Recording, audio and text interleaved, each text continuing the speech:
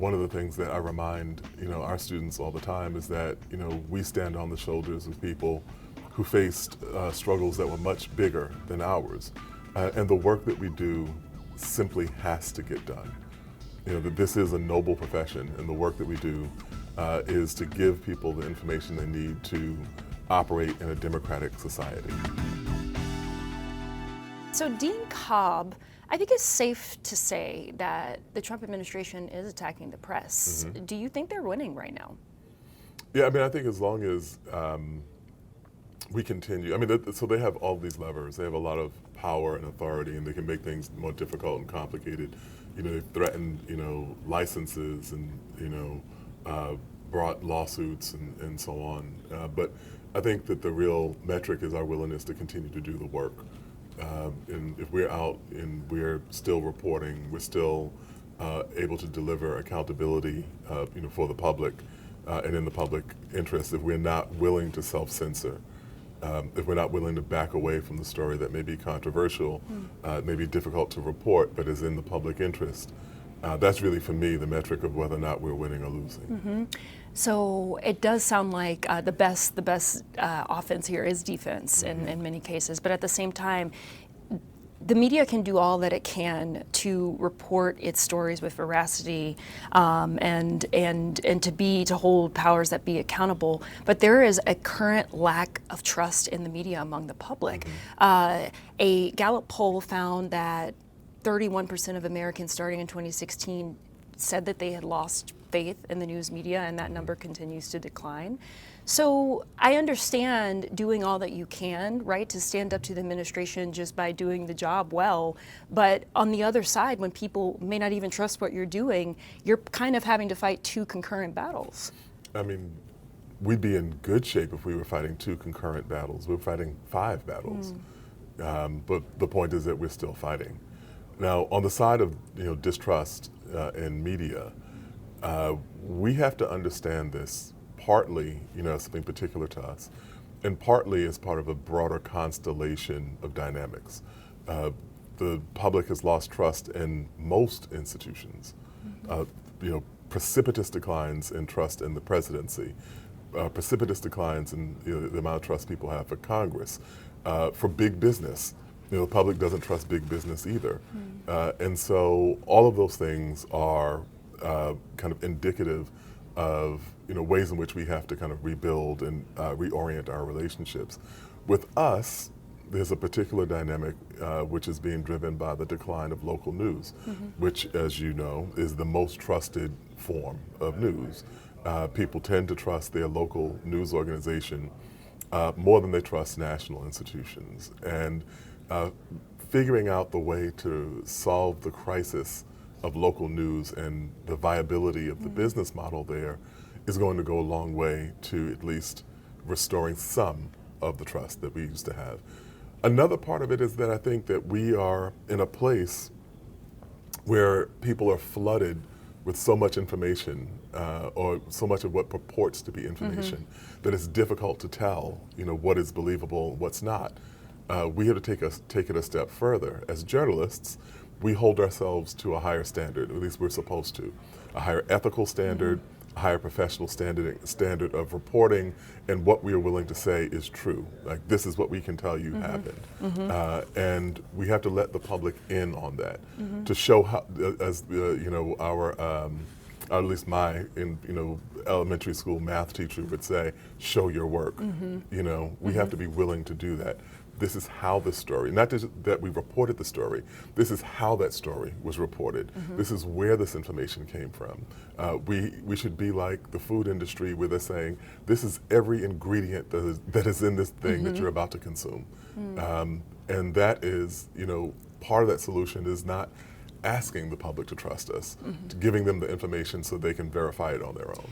But sometimes, even when you look at the labels of food, right, there's all these things in there that you don't even know what it is. We had a conversation on GBH News Rooted recently talking about synthetic hair for Black women, and the fact that the FDA is not required to list when there are carcinogens, for instance, in those products. And so I can imagine that for the average person who maybe doesn't even really understand how journalism works, there's still going to be these holes that are perceived in the work that's being done.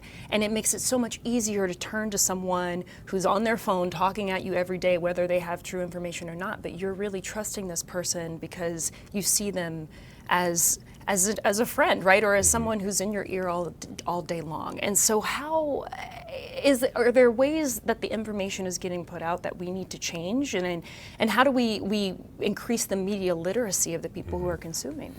Okay, so there are two things there. I think one is that, we take the extra step because we can. People who aren't reporting can't do that. And so we can always say, we're willing to show our work. You should hold everyone to that standard. We're not telling you to trust us. We're telling you not to trust anyone. Don't trust anyone who's not willing to tell you exactly every step of the way that they got the information that they're about to deliver to you. Simply saying, I woke up this morning and I looked at some headlines and these are my hot takes on what I think actually happened, that can't cut it. Unless you're just saying, I'm in the mood for junk food. Sometimes we are, but we have to at least know that this is junk food as compared to, what the other thing that we're producing. The other side of it, I think, is that there has been, in the kind of proliferation of outlets and, the emergence of social media and all the things that we see that people interact with and places that people get, what we might call information. There have been real innovations in how this information is presented.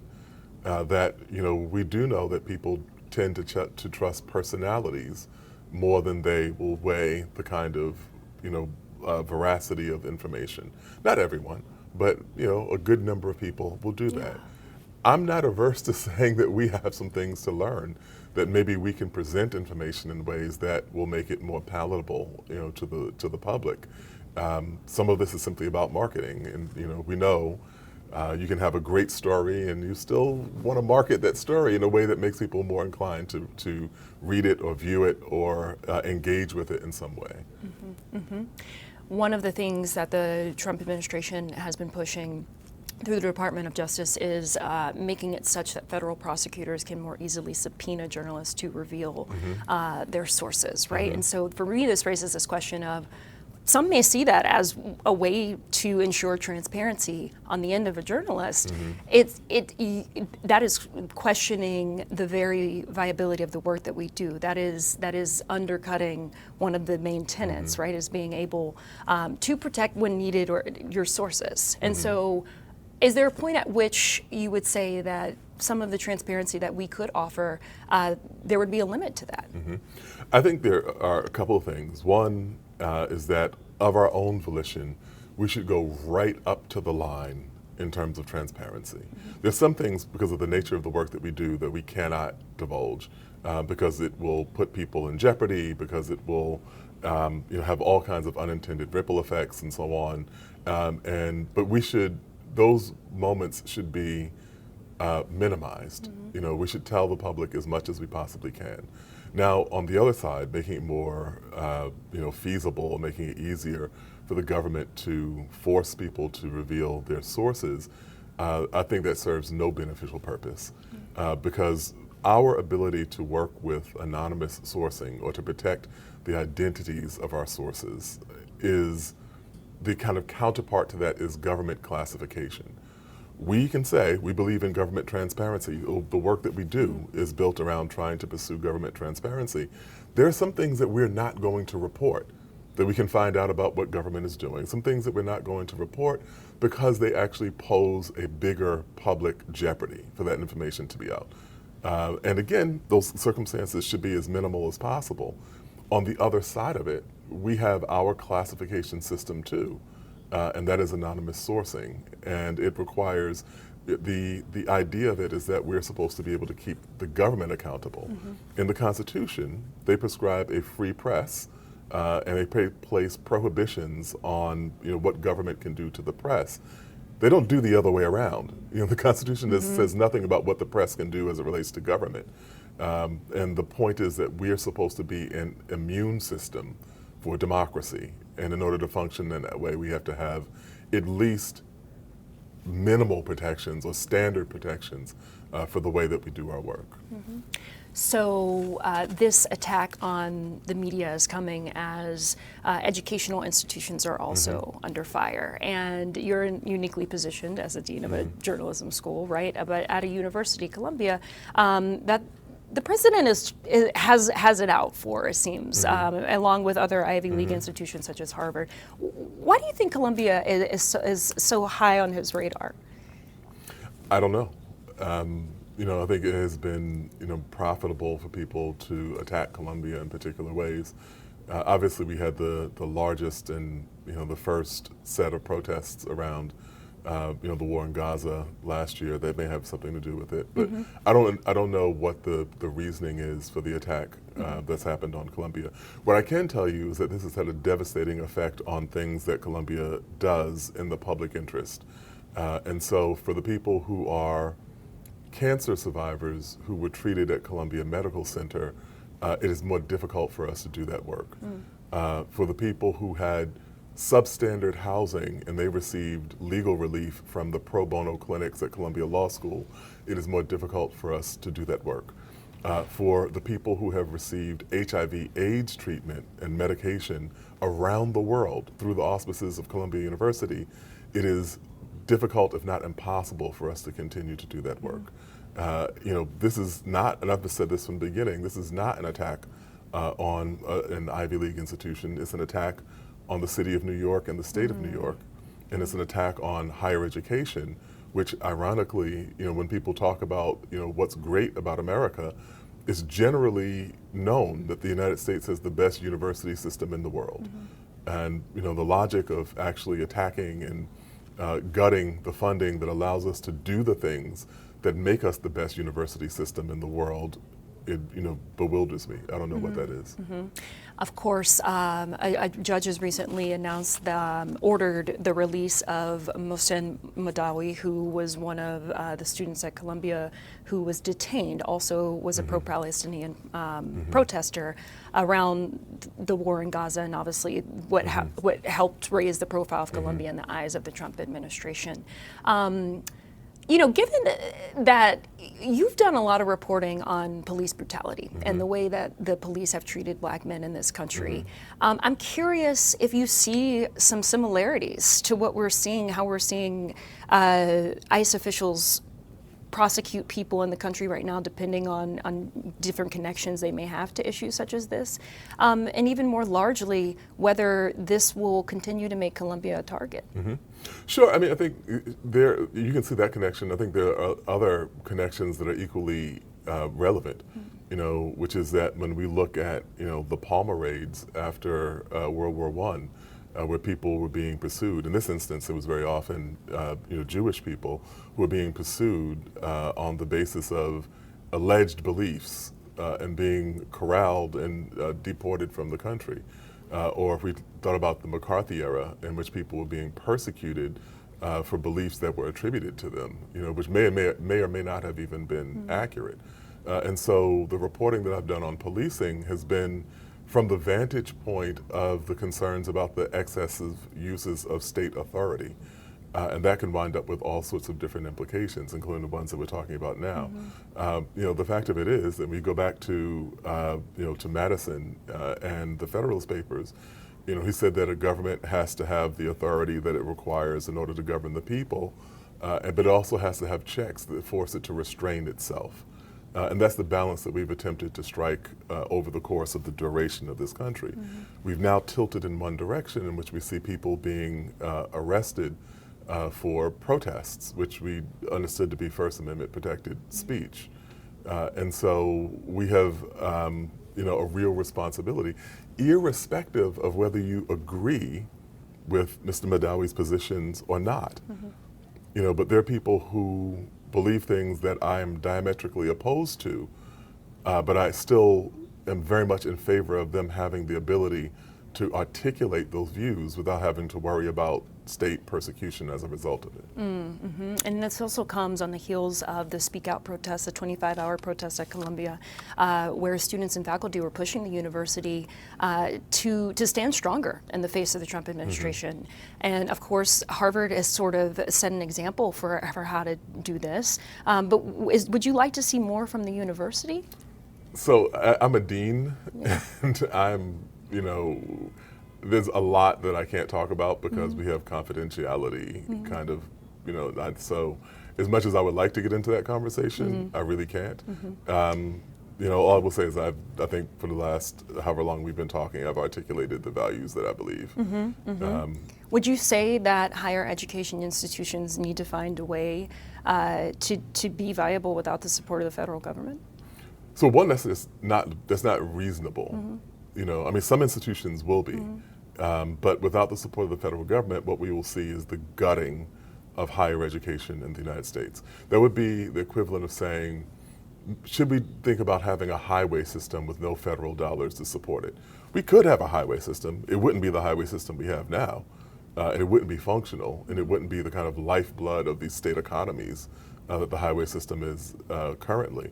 And so we have, over the course of the 20th century, built a system of higher education that excels at technology. We have educated a core of scholars who have done, barrier-breaking work in medicine. We've advanced the frontiers in law, in the humanities, in the arts. We have this system that is the envy of the world, and we're witnessing policies that threaten to enfeeble it. And I think that should be concerning to all of us. Given all that, how do you train up the next generation of journalists who may have a lot of fear about stepping into this field? Well, I think that, for the next generation of journalists, one of the things that I remind, our students all the time is that, we stand on the shoulders of people who faced struggles that were much bigger than ours. And we also have colleagues around the world who face jeopardies that are much, sharper and much, more dangerous than the ones that we're confronting right now. And the work that we do simply has to get done. That this is a noble profession, and the work that we do is to give people the information they need to operate in a democratic society. And that on the kind of inspirational side of it. But on the practical side of it, we do the hard-nosed, shoe leather, call every single source, turn every page, kinds of reporting. We do the mark up the whole paper in red, editing, and send you back out to do that story, until we get it, to a point where it's, publishable, where it's ready for broadcast. And, we do the same thing that we did since we were founded in 1912. In addition to, now data reporting, or, we have a computational reporting, we have documentary, we have all these things that we do that are very different from the way that we, were when we originated. But at our core, the nucleus of who we are is that same principle of the dispassionate gathering of facts in the public interest. That's what reporting is, and that's what we teach. Well, lastly, Dean Cobb, I'm going to ask you a question that we always ask everyone on GBH News Rooted. What is one thing that's keeping you rooted? I think, one, my family, keeps me rooted. And two, I have a tremendous honor of representing, Columbia Journalism School, and, my colleagues on the faculty and the staff and the students who have entrusted us with a portion of their education, and, the bigger journalism community. And I'm reminded of that every single day. That's, I think, what keeps me the most rooted. Well, thank you so much. It's been a pleasure. Thank you.